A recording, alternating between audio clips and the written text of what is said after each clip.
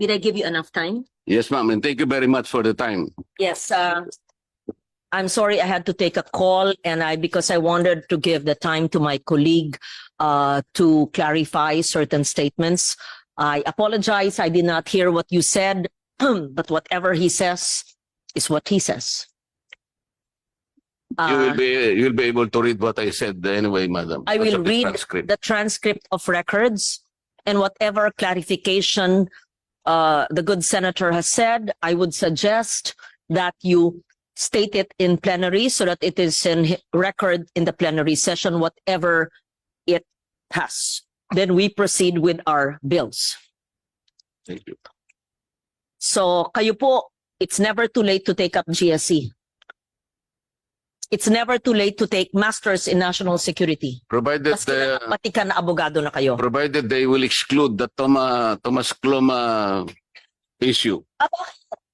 Totoo naman yun ah. Hindi Hindi, wala pala sa... The general already confirmed it to me. It may not be the classes, but Yeah. it's historical fact.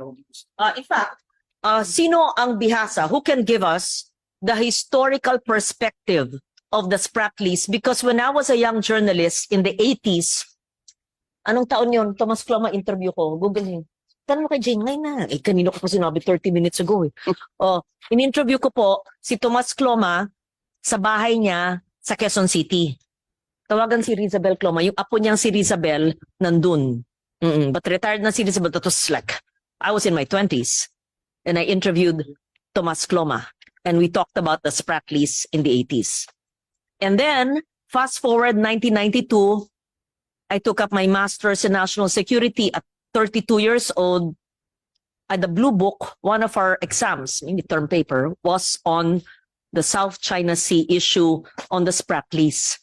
Eh wala pang computer, no, wala pang soft copy, handwritten ko yun sa isang Blue Book ko. Mahahanap kaya ng NDCP yung Blue Book ni Loren Legarda noong 1992? Kung meron yun, as early as 1992 po, ay sumusulat na ako about the Spratly Islands. Madam Chair, wala po Anyway. akong problema kay Thomas Cloma kung ang pinag-uusapan lang, nakarating siya sa Ito Aba, kasama niya yung kanyang mga associates, sabagat nakarecord ito sa history ng arbitration.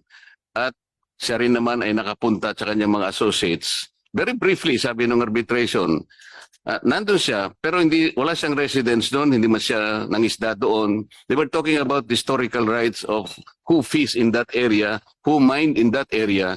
So nabanggit talaga ang pangalan niya na he had some activities, although briefly, in the Spratlys as well as in Ito Aba. Yun ay hindi natin pwedeng alisin sa history. Ngunit kung itinuturo po nila na Thomas Cloma ay siyang nag-discover ng Spratlys, ang dami pong bansa ang talagang nag-object. Kaya baka mamamali po yung mga estudyante na magte-take up ng course na yan. At lalong-lalo naman, hindi niya i-donate because paano niya po i-donate? On record po ito, the Philippines is one of those countries who objected kasi nga hindi siya terra nullius eh. Meaning to say, there are a lot of discoveries already prior to 1956 when he declared a freedom land. Yun lang po ang part na dapat wag nating susundin dahil mali yun. Lalong-lalo naman na sinabing dinonate. At yan daw ay formalized sa Presidential Decree 1596. Maling-mali po yun. Kahit basahin po ninyo yung PD 1596, wala pong sinasabi tungkol kay Thomas Cloma. Yun po yung lang gusto kong burahin natin. Pag-aari po natin yung occupied territories natin, not because they were discovered or donated by Thomas Cloma. Pag-aari natin simply because nandun ang mga tao natin and we have effective control. Under public international law, kung sino merong effective control, siya yung may-ari. That's the status now.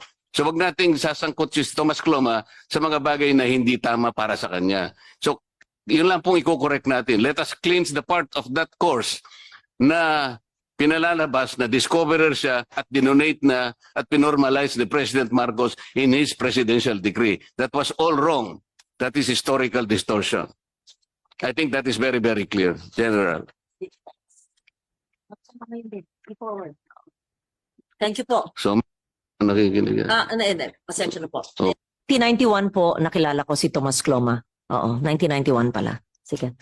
Nakinig po ako. Sige, then I'll have a transcript. Have you clarified, you want to read something to record?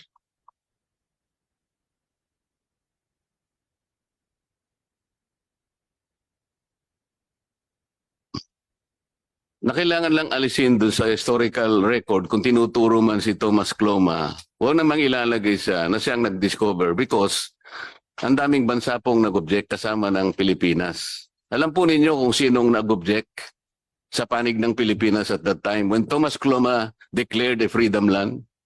Do you know who represented our country when he himself objected to the declaration of Thomas Cloma? Alam po ba ninyo kung sino? He was then our Secretary of Foreign Affairs, who later became President of the Philippines. Who is he? Carlos P. Garcia. Salamat po, Madam Chair.